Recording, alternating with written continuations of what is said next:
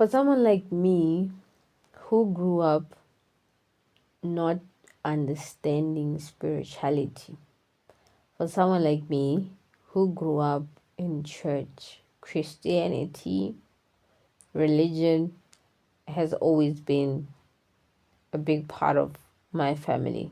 My grandma on my maternal side, strong church goer, strong believer in the church.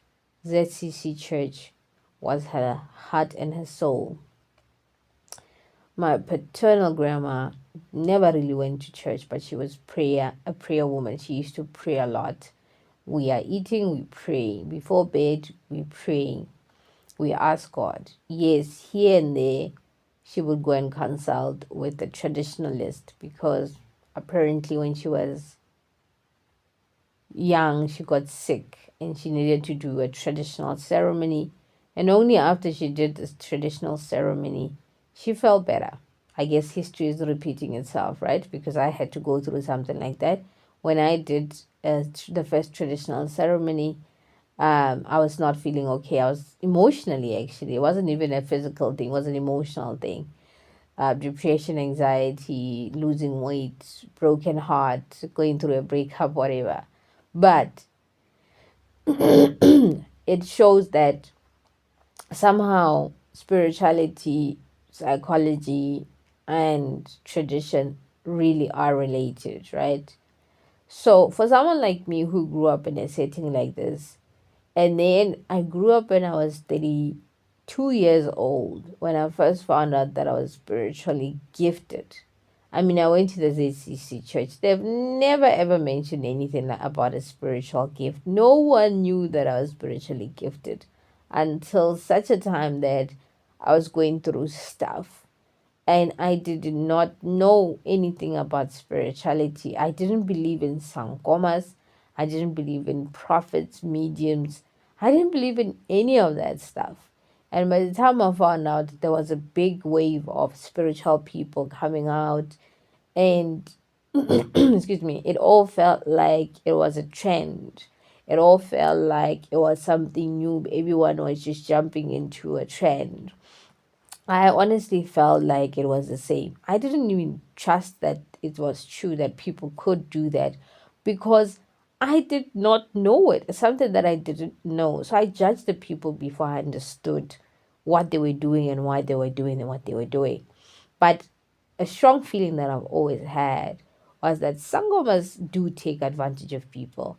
Prophets and mediums and all these spiritualists do take advantage of people. There's always been a feeling that I've been feeling for a very long time that these people take advantage. Not all of them, but some of them do take advantage of people. Why? I don't know. But hey, and then there was me. Marriage was just not for me. I felt like, nah, I can't do this anymore. I tried to make it work, but at some point I felt like I was just forcing it. It was just not growing. There was a lot of stagnation in the relationship. I wanted to travel, I wanted to do new things, I wanted to try new things, and my ex-husband was not that person. He was comfortable with being comfortable. Me, on the other hand, I wanted more. I wanted to travel. I wanted to see the world. I've always actually wanted to vlog.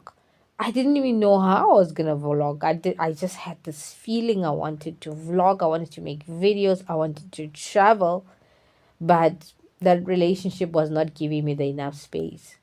And then somehow I met someone. I met someone briefly, randomly, and this guy that I met changed the way I saw life, changed the way I saw myself. I mean, I was in love. For the very first time that in my life, I felt a different kind of emotion or a different kind of feeling. And although at the first time I didn't know this was love, I didn't even know what to call it, but it was a different kind of feeling. And I mean, I was 32 years old. I had just came out of a marriage. I have dated other people before, and I meet this beautiful human being, the cutest thing I've ever seen in this world, the most attractive, the most handsome, the most amazing thing. You know, at some point I even mentioned, I told this guy that I see God in you. I don't know why I said that. You know, I just said things. that I wouldn't not necessarily always say. I did things that I wouldn't necessarily do in this relationship, or whatever you want to call it. But what changed is when he broke up with me. And that is when the pain, that pain, I'd never felt it in my whole life. I had not seen anything like it. I had not felt anything like it. I think it is as close, if not more, than the pain I felt when I lost my mom. It activated so many things all at once. I mean, I had dated other people before, and when I dated, if I felt like the relationship wasn't working for me or not going in a direction that I would prefer, I would step out and move on, even if it hurts. But that's how I protected myself. That's how I knew when things didn't work for me. But I stayed in my marriage longer than I should have, because I just felt like, okay, maybe it's the same thing over and over. But at some point, I'm like, no. Then I stopped. Then I met this person. Didn't even date for long, maybe a month. But everything happened so quickly. There was calm, there was peace, there was kindness, there was continuity. I was held, I was seen, I was myself for the first time in over 12 years, because I was married for 12 years. Well, in a relationship with my husband, ex-husband, for 12 years. And then there's this kind of new energy that enters. And that is when everything got unlocked. Something was activated in me. I just didn't know what. And that's when my spiritual journey actually started. That I wanted to know more. I wanted more out of life. But in between that, I was a single mom. I was a businesswoman. I was single. I wanted to rebuild my life, kind of put a direction to it. I wanted something different. I wanted to live differently. And I was going through a depression. I was going through anxiety. The breakup really, really, really, really hurt. And somehow I started dreaming. I started dreaming about a man that I met and dated for a month. I dreamt about this man every single day. I remember there was a month, I think this was 2024. For the whole of March of 2024, I was dreaming about this guy almost every single day. When I closed my eyes, I would dream about this guy. When I closed my eyes, I would dream about this guy. At some point, I didn't want to sleep because we were not together. The guy had broke my heart. The guy had left me. The guy had ghosted me. I mean, I trusted this guy. I had no intentions of actually falling in love with the guy though, but it happened. But I think at that point, I didn't really realize that I was really in love. I actually thought that I had feelings for the guy, but the feelings were different, of course, without knowing exactly what these feelings were.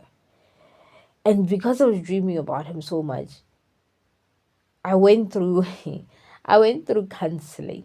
I thought maybe, okay, I needed some psychological intervention. Went through a whole 6 weeks consultation type of thing. Somehow the lady that I was working with was both spiritual and psychological. Like, she kept on pointing out the spiritual aspects of it and also the psychological part of it. And somehow she mentioned that maybe you need to go back. You need to reopen the conversation with him. You need to reach out and try and figure out what this was. And maybe you need closure. Maybe you need to say what's in your heart. Maybe you need a redo. Maybe you need, and somehow I agreed with that. I was like, since we don't know this, we've never been here, let us give it a try. And that's exactly how I reconnected with this guy after 5-6 months of not speaking. And excuse me, I still didn't get what I needed from him. I still didn't get the answers I needed because he also didn't know what was going on. And I think the second part of it was I felt like I wanted to go to church. After reuniting with him, there was this strong urge that I wanted to go to church. I needed to go to church. I needed God for some weird reason. I was not a person that went to church as much. I didn't have a good relationship with God at the time. But every time I see him, I'm like, God is here. Like, I don't know, it was just a weird feeling. But anyway, I went to church. The only reason I stopped going to church, because I went to church for like a month or two, I stopped going to church because one day I was sitting at church, I was deep into it, they were praying, and the pastor said, you need to choose between God and ancestors. Oh, that was a breaking point. I don't even know why, because at that point I didn't know what ancestors were. But somehow deep in my heart, I just felt, nope, I can't be in this place where I'm supposed to choose. So I stopped going to church. And then the final struck, the third phase of finding out about my spiritual self, is when I decided, since I've gone through counseling, I've gone through church, and I've gone through just living. It's not sorting out this problem with this guy. I'm still dreaming about this guy. The dreams are intense. I don't understand the dreams. The guy doesn't understand anything. Maybe he's just using voodoo on me. Let's find out. I'm going through financial problems. I'm going through psychological problems. I'm going through spiritual problems. I am literally a problem. So I decided to go and consult a traditional healer. And that's when my life changed. That is when my life changed. Guys, I've been a normal person for a very long time. I lived a normal life. I did normal things. Yes, I dreamt here and there. Yes, there was supernatural things here and there. But then I was spiritual. Then there was ancestors. Then there was this part that was untapped by my family. There was this phase in life that was untapped. There was no spiritual people in my family at the time. No spiritualists, no mysticism, nothing like that. It was just religion and more religion. My dad's side here and there, traditional stuff here and there, but nothing that's clear. And then that's when things started. That is when my life changed. My life was not the same anymore. Life, what that woman said to me, what that lady said to me, changed my life. I don't know what she said. I can't even tell you even today. I don't remember what she said to me. But what she said changed my world. By the time I came out of that consultation room, I was like, this I'm doing. I want to know what is on the other side. I want to find out. Now it was no longer about the guy anymore. It was about the spiritual thing that I just found out. It was like a box, a treasure hunt. It was like something mystical, something I've never seen before. It was something different. It was unlocking a different part of myself that I didn't even know existed. It was no longer about the guy anymore. When I walked out of that consultation room, I knew there was a factor. I knew there was something about the guy, but I knew now that there was something deeper. So it was about finding out what this guy means in this equation. It was about finding out what this woman means. That I'm spiritual. There's ancestors, the spirit guys. Now I had forgotten about the trend that was going in the world about spirituality. I had forgotten about what people would think. I had forgotten about anything else. Nothing else mattered. My kids, money, finances, business, material things, relationships, nothing. All that mattered was this part, solving for X.